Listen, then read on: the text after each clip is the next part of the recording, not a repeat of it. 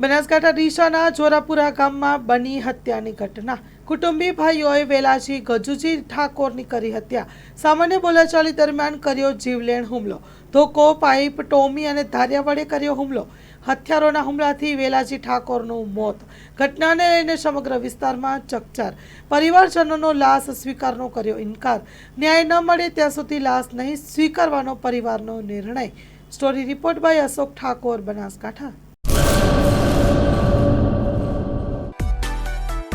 માં motor driving, safe and sure driving.